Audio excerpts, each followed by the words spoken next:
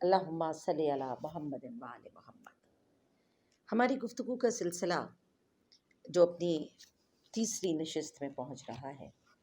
اور ہم نے تذکرہ کیا ابھی تک امام عالی مقام کے سفر کے ان مرحلوں کا کہ جب امام نے فیصلہ کیا مدینہ کو چھوڑنے کا،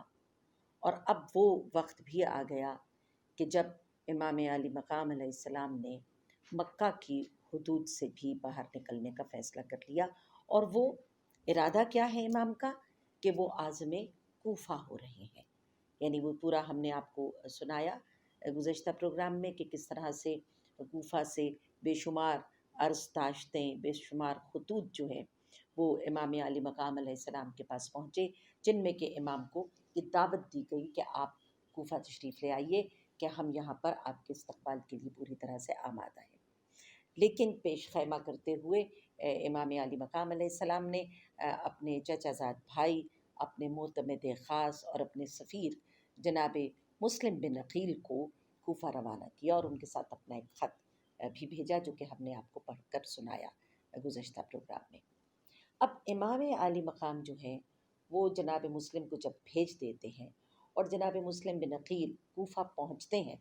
تو وہاں پہ جو صورتحال ہے وہ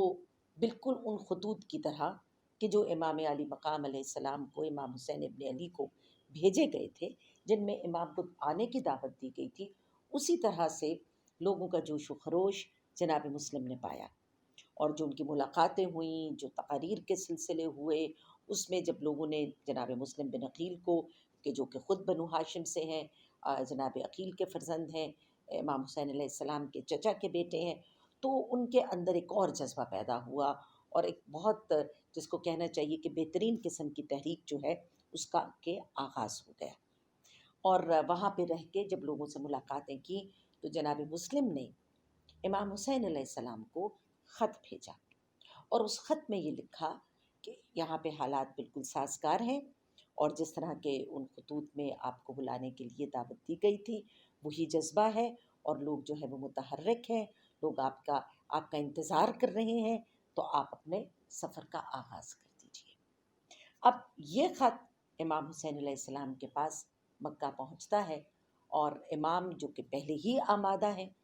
ہم نے آپ کو ان عوامل پر تفصیلی روشنی ڈالی گزشتہ پروگرام میں کہ جب امام علی مقام نے یہ محسوس کر لیا کہ مکہ جو ہے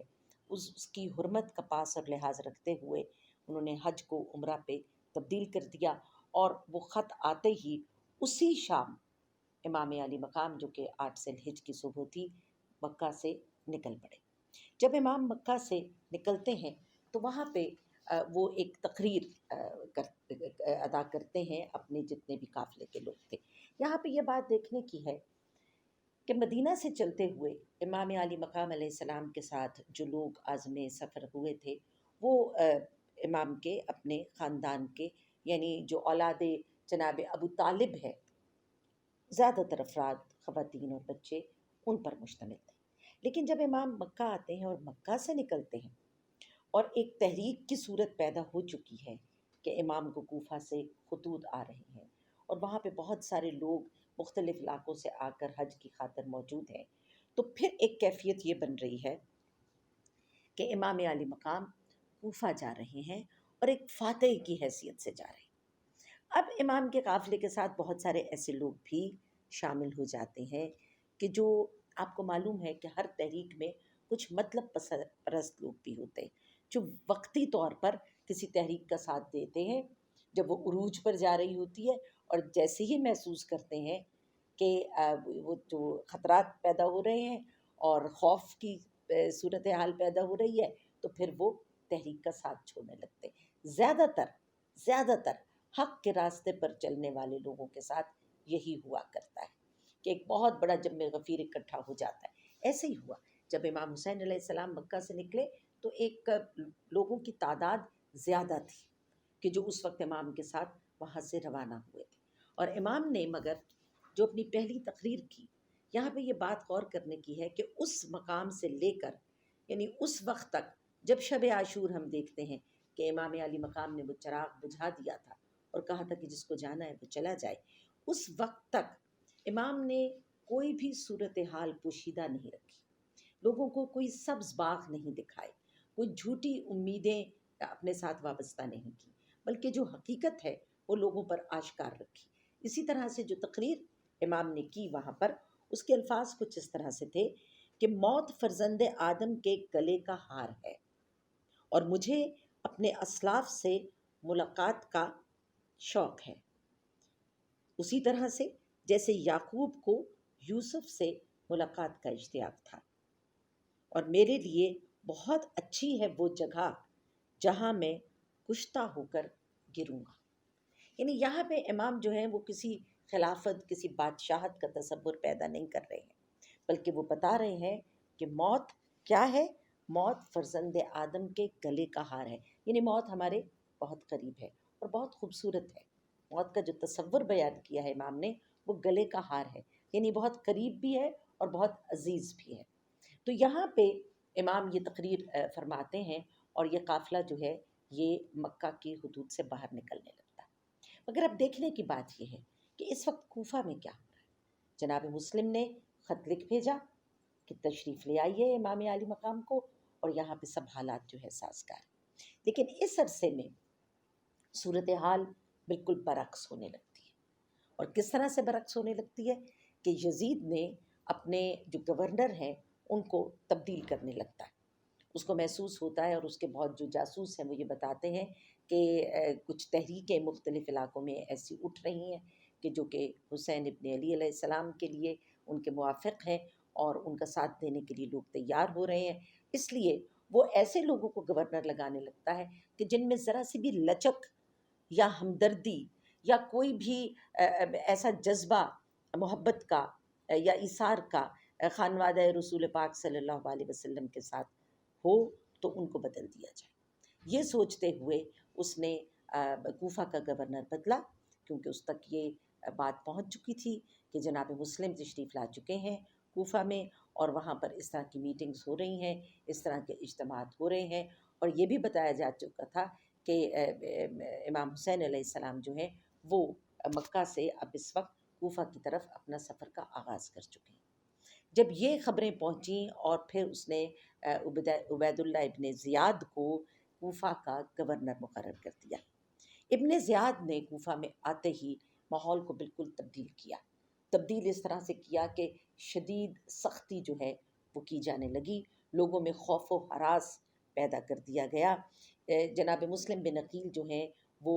جناب ہانی بن عروہ کے گھر میں انہوں نے سکونت اختیار کی تھی، اور جناب ہانی کو بہت سارے چھاپے ڈالے گئے۔ ایک لمبی تفصیل ہے ظلم کی، ایک علیحدہ ایک داستان ہے جو رقم ہو رہی تھی، اور جناب ہانی بن عروہ کو گرفتار کیا گیا اور ان کو جبر و ستم کا نشانہ بنایا گیا۔ یہ سب اس لیے کیا جا رہا تھا کہ لوگوں میں ایک خوف پیدا ہو جائے، اور وہ جناب مسلم کی جو موافقت میں اٹھ کھڑے ہونے کے لیے تیار ہو رہے ہیں اور امام حسین علیہ السلام کی آمد کے منتظر ہیں، تو ان کے اندر یہ خوف پیدا کر کے ان کو اس راستے سے ہٹا دیا جائے۔ اور یہ کرنے میں ابن زیاد جو ہے وہ کامیاب ہوا۔ وہ اس طرح سے کامیاب ہوا کہ ایک جنگ کی صورت پیدا ہوئی۔ جب جناب مسلم بن عقیل کوفہ پہنچے تھے تو تقریباً 12 سے 15 ہزار کے قریب لوگوں نے جناب مسلم کے ہاتھ پر بیعت کی تھی۔ یہ ایک بہت بڑی تعداد تھی، یعنی جو کوفہ کی آبادی ہے اس لحاظ سے 12 سے 15 ہزار لوگوں کا جناب مسلم کے ہاتھ پر بیعت کرنا، اور اس بات پر آمادہ ہونا کہ جب امام حسین ابن علی علیہ السلام تشریف لائیں گے تو ان کا ساتھ دیں گے، یہ ایک بہت بڑی خبر تھی۔ اور اسی خبر کے پہنچتے ہی یزید جو ہے وہ چکنا ہوا، اور اس نے ابن زیاد کو وہاں پر مامور کیا۔ اب کیا صورتحال بنی کہ جب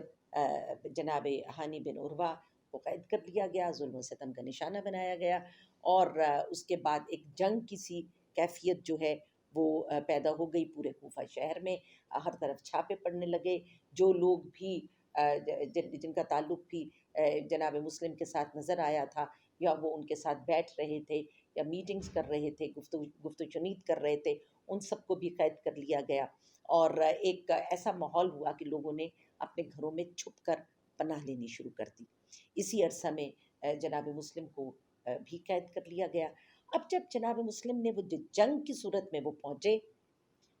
تو تکلیف دہ اور افسوسناک ترین جو بات تھی وہ یہ تھی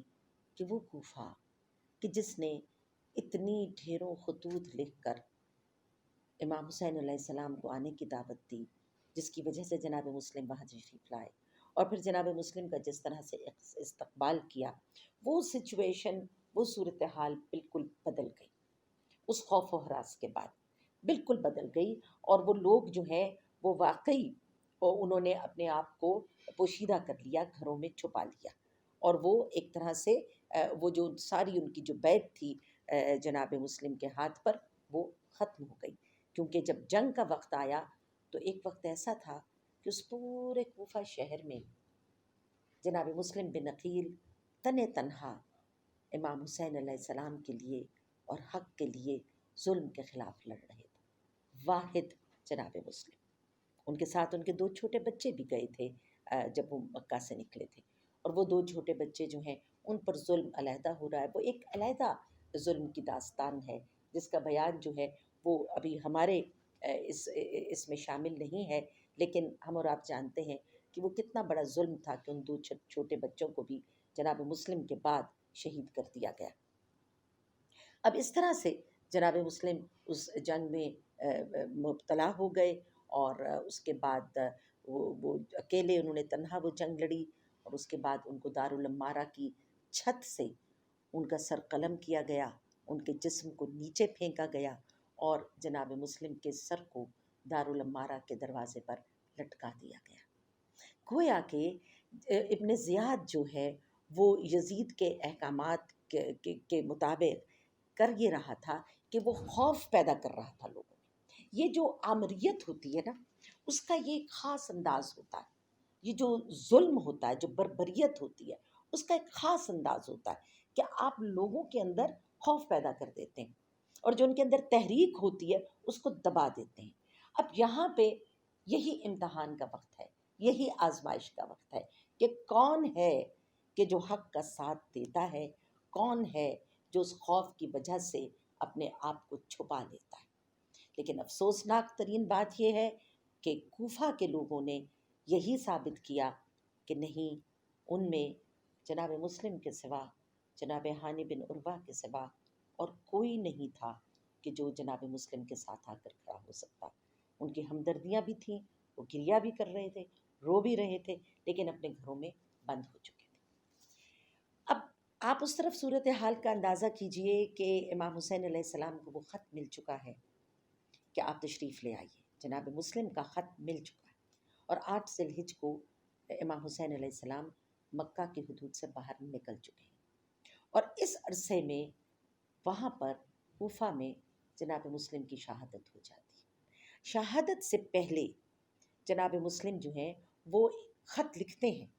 اپنا ایک قاصد بھیجتے ہیں امام حسین کی طرف، یہ بتانے کے لیے کہ اب حالات یہاں سازگار نہیں ہیں، اور خدا را آپ یہاں پر نہ آئیے۔ جناب مسلم کی بہت ساری تقاریر ہیں، بہت سارے مکالمے ہیں، اور وہ کیا جنگ ہے کہ جو بنو ہاشم کے اس جوان نے لڑی ہے، اکیلے تنہا اس کوفہ کے جس کو کہنے چاہیے کہ بے وفا شہر نے، ایک بے وفا اور جفا کار شہر کے میں ہوتے ہوئے تنہا جناب مسلم نے یہ جنگ لڑی ہے۔ اور اسی لیے ہم دیکھتے ہیں کہ جب تک وہ قاصد پہنچتا تھا، امام حسین علیہ السلام اپنا قافلہ لے کر مکہ کی حدود سے باہر نکل آتے ہیں۔ جو پہلا مقام جو امام کے راستے میں آتا ہے، جس میں کہ امام پہنچنے کے بعد ان کی ملاقات جو ہے وہ ایک شاعر سے ہوتی ہے جس کا نام فرزدق ہے۔ یہاں یہ بات بھی نوٹ کرنے کی ہے کہ اب یہ وہ وقت ہے کہ جب جوک در جوک قافلے جو ہیں وہ مکہ کی حدود تک پہنچ چکے ہیں، جو کہ حج کرنے کے لیے آ رہے ہیں۔ اب امام علی مقام علیہ السلام وہ وہاں سے نکل رہے ہیں، تو لوگوں کے لیے بڑی حیرت کی بات ہے کہ فرزند رسول حج کے موقع پر نکل رہے ہیں مکہ سے، تو لوگ ملتے ہیں، راستے میں ملاقات کر رہے ہیں۔ ایک طرح سے یہ ایک خاموش تبلیغ بھی ہے، جو مشن ہے امام حسین علیہ السلام کا، یہ ایک خاموش تبلیغ بھی ہو رہی ہے۔ یہاں پہ جو لفظ ایک استعمال کیا جاتا ہے یا ایک لقب استعمال کیا جاتا ہے امام کے لیے کہ وہ امام مظلوم ہے، لیکن نہیں، یہ ایک ارادی طور پر امام کا جو بھی قدم تھا، جو بھی فیصلہ تھا وہ ارادتاً تھا، وہ جس راستے پر چل رہے تھے وہ جانتے تھے کہ وہ کس راستے پر چل رہے ہیں، اور وہ جانتے تھے کہ وہ کس منزل کی طرف رواں دواں ہے۔ اس لیے وہ امام مظلوم نہیں ہے، وہ امام عاشقاں ہے۔ یہ لقب ان کو جناب علامہ ڈاکٹر محمد اقبال نے دیا ہے کہ امام عاشقاں پورے بطول، یہ بی بی فاطمہ الزہرا بی بی بطول کا فرزند ہے، اور یہ امام عاشقاں ہے۔ عشق کس سے ہے؟ ذات الہی سے عشق ہے، اور اس عشق کی انتہا کیا ہے؟ عشق کی انتہا چاہتا ہوں۔ کیا انتہا ہے عشق کی؟ کہ نہ اپنے بچوں کی پرواہ ہے، نہ قبیلے کی پرواہ ہے، نہ خاندان کی پرواہ ہے، نہ اپنی جان کی پرواہ ہے۔ اگر پرواہ ہے تو صرف ایک ہی ہے کہ اللہ کا نام، اس کا پیغام اور محمد رسول اللہ صلی اللہ علیہ وآلہ وسلم کی شریعت من و ان قائم رہے، اس میں کوئی تبدیلی نہ کر سکے، کوئی رد و بدل نہ کر سکے، صحیفہ قرآن جو ہے اس کے الفاظ میں کوئی تبدیلی نہ لا سکے۔ آپ جانتے ہیں کہ یزید کے دربار میں تو یہ بھی کہا گیا کہ نہ تو کوئی وحی آئی تھی، نہ کوئی فرشتہ آیا تھا، یہ بنو ہاشم نے ایک ڈھونگ تھا کہ نعوذ باللہ کہ جو رچایا ہوا تھا۔ جو شخص اس حد تک جا سکتا ہے کہ جس کے دربار میں، جس کے خطبوں میں یہ الفاظ کہے گئے ہوں، تو پھر وہاں پہ حسین ابن علی کے لیے، نواسہ رسول کے لیے، فاطمہ بی بی فاطمہ سلام اللہ علیہا کے لخت جگر کے لیے یہ ناممکن تھا کہ وہ اپنے آپ کو مدینہ یا مکہ تک صرف محدود رکھتے اور وہ ان حدود سے باہر نہ نکلتے۔ یہی وہ تبلیغ ہے، یہی وہ پیغام ہے کہ جو امام حسین نے مکہ کی حدود سے باہر نکل کر وہ جو جنب غفیر لوگوں کا مکہ کی طرف آ رہا تھا اس وقت حج کی غرض سے، ان کو پہنچایا۔ جب منزل صفا پہ امام حسین علیہ السلام کی ملاقات فرزدق شاعر سے ہوتی ہے تو وہ کہتا ہے کہ امام علی مقام آپ کہاں تشریف لے کر جا رہے ہیں؟ اور امام جب اس کو اپنا ارادہ بتاتے ہیں کہ میں کوفہ کی طرف جا رہا ہوں، تو فرزدق کہتا ہے کہ آپ کوفہ نہ جائیے، اس لیے کہ کوفہ کے لوگوں کے دل آپ کے ساتھ ہیں مگر ان کی تلواریں بنو امیہ کے ساتھ ہیں۔ یہ ایک میسج ہے کہ جو وہ امام کو دینے کی کوشش کرتا ہے، مگر امام کا اس کے بارے میں جواب یہ ہے کہ ہم اللہ کی رضا پر تسلیم کرتے ہیں، سر جھکاتے ہیں، اور اس پر ہم خوش ہیں، اور جو مرضی معبود، اور ہر دن اس میں ایک بہت بڑا میسج یہ ہے کہ ہر دن ایک نیا کرشمہ ہے۔ اب جو ارادہ امام نے کر لیا وہ کر لیا، اور نگاہ امامت ہے۔ میں نے شروع میں گزارش کی تھی کہ ایک عام انسان کا سفر نہیں ہے، یا ہم اور آپ نہیں ہے کہ جو خدا نخواستہ غلطیوں پہ غلطیاں کر رہے ہیں اور کوئی ایسے سفر اختیار کر رہے ہیں جس کا کہ انجام جو ہے وہ ہماری ذات کے لیے دنیا کی نظر میں کچھ اچھا نہیں ہے۔ یہ نگاہ امامت ہے، اور یہ اللہ کی مرضی کے مطابق ہے، یہ راضی برضا ہیں، یہ وہ ہستیاں ہیں کہ جو راضی برضا ہیں، اور یہی جواب امام نے فرزدق شاعر کو دیا، اور وہ پھر اس منزل سے آگے کی طرف بڑھ گئے۔ اسی طرح سے اس کے بعد جو مقام آتا ہے امام کا کہ جس کے اوپر وہ پہنچتے ہیں، وہ مقام ہے تنعیم کا۔ تنعیم کا مقام بھی بڑا اہم ہے اس لحاظ سے کہ یہاں پر امام نے ایک یمن سے قافلہ آ رہا تھا، امام نے ان سے کچھ اونٹ لیے کیونکہ ان کو اور زیادہ سواریوں کی ضرورت تھی، اور یہی وہ مقام تھا کہ جہاں پر آ کر جناب عبداللہ ابن جعفر جو کہ شوہر بی بی زینب عالیہ سلام اللہ علیہا کے، انہوں نے ملاقات کی امام علی مقام سے، اور اپنے دونوں بیٹے جناب اون اور جناب محمد کو امام کے حوالے کیا، اور ان کو بھی اس جہاد میں شامل ہونے کے لیے اپنی طرف سے ایک تحفہ پیش کیا۔ یہ ہے منزل تنعیم۔